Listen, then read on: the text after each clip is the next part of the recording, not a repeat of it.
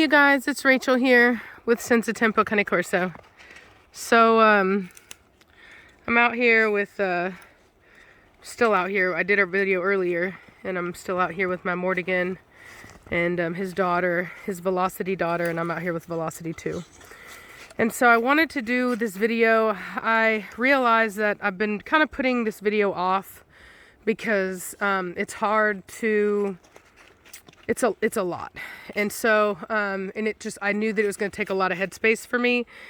And I've been so sick and tired lately that I haven't had the ability to even get my thoughts together. I know how I feel, but to be able to put it into words for you guys is a different story.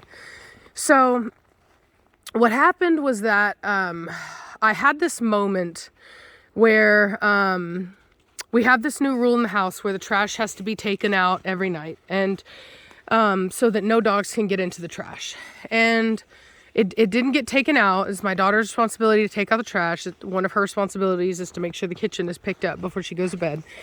And it didn't get done, and Blondie got into the trash, and I was very upset. And basically, like, I overreacted verbally, like I just yelled, which is not the way that I want to be, but I had been under a lot of stress lately, and there are just some elements in my life that have been very stressful, and even though I can keep it together on the surface or whatever, when things go wrong that trigger that response in me, I would overreact, and I didn't realize what was going on. And so I had this moment. I was driving, and it was the first day that I thought that I was over the Rona, and so I was out driving, and and I had this moment of like peace and joy kind of come over me. It's hard to explain, but the sun was peeking through in just such a way, and it felt like spring. And it not only did it feel like spring, it felt like, if you've ever had a moment of like nostalgia where you remember being a kid, like carefree, and it being like the perfect, like perfect weather, perfect day, and you're just like thankful to be alive, and that whole thing, that's what it felt like.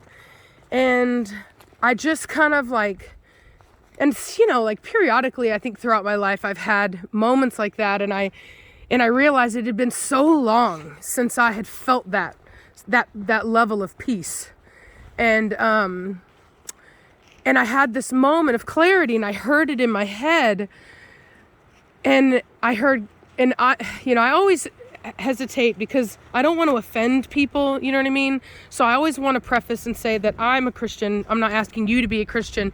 I fully respect whatever, you believe and whatnot. And in no way am I trying to push this on you. I'm just trying to tell you my experience in the most honest way possible.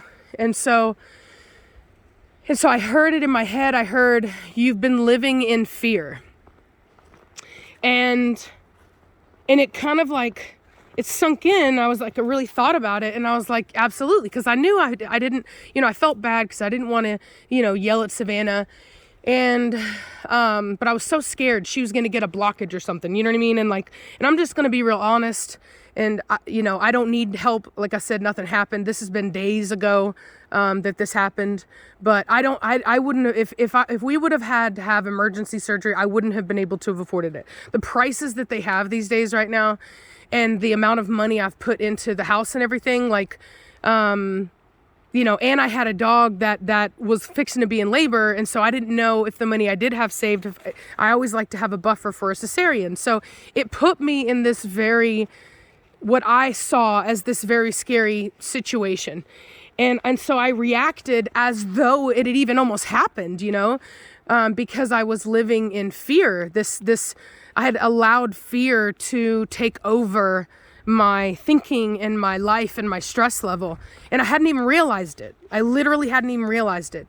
I have so much to be thankful for, and yet I haven't even taken a moment to smell the roses for the fear of losing them. You know what I mean? It's a very, and I just didn't realize I'd been doing it. And so all of this to say that I realized it had been eating at me, and I guess it was because somebody called me out and basically was like, you think you're better than everybody else or whatever, right? And the thing is like, I don't think I'm better than everyone else. That's not the way it is. But I realize that I probably do come off that way. And because I really sat and thought about it. Velocity, come here. Now, come. And I really sat and thought about it. And it made me realize that I was becoming the kind of breeder that I hated. You know what I mean? The kind of breeder that never would sell me a dog. Okay? I had the hardest time buying dogs because I hadn't shown a dog, and you know, and I was, you know, I didn't have all of this experience that they wanted me to have. And I really sat and thought about it, and I was like, how can I judge a person and not give them a chance, you know, for not having the experience that it took me years to achieve, right? And I realized that I was making my decisions based upon fear. It's like, yes, there are some people that will do horrible things, and I've heard about them, and I've got firsthand experience as far as seeing it in front of my eyes or having people call me and tell me these stories, right? I have firsthand knowledge, but that doesn't mean that everyone's going to be like that. And if I'm so worried about this but the issues with the American versus European lines, then what good am I doing to the breed if I don't allow my dogs to enter the gene pool, but all of theirs are, you know? And it really made me realize that how can I call myself a preservation breeder when my lines are not really going into any, you know, into the breed because I'm not letting anybody breed them. I mean, to some extent they are, to a small amount, to a small degree they are. But if my intention is to help the breed, then wouldn't I want the work that I've gone in and the good dogs that I've produced to be of benefit to the rest of the breed? And so it's risky, but I thought about it and I was like, you know what I'm going to do is, if I'm scared about people not knowing anything, then I'll teach them. And so from now on, I'm not just going to sell breeding rights to any Tom, Dick, and Harry, you know what I mean? But if you've got the setup, if I think that if you've got the land and you're not on a HOA or a deed that's not going to let you breed, there are things that have to be addressed, right?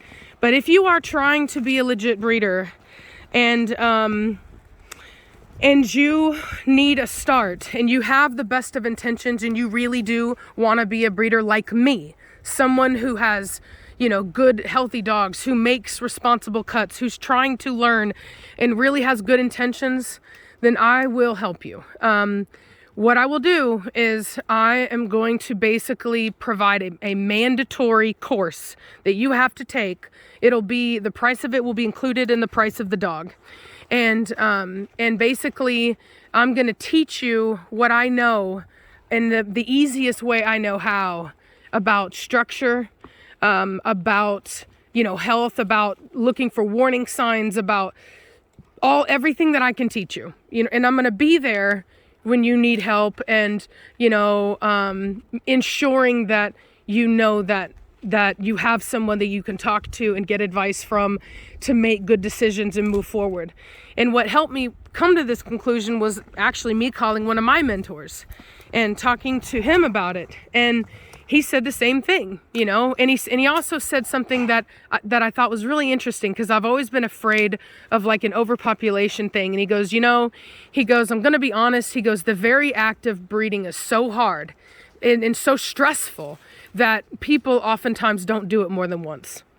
And he goes, it's just the way it is. And so you don't end up with this massive influx. Now, you know, at least not from you specifically, right? I think that overall, and I also will say this, I think that what I'm seeing is actually that things wax and wane. So for example, a lot of the people are kind of getting bored of the bullies right now.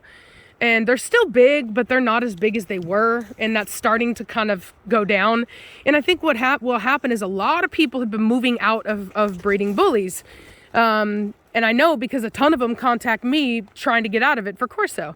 And it's been happening for years. And so I think that these things will even out as the popularity, increases and then wanes. And, there are obviously going to be influxes where when a dog is really super popular and then people are buying from backyard breeders who won't take their dogs back, obviously there's going to be issues there. But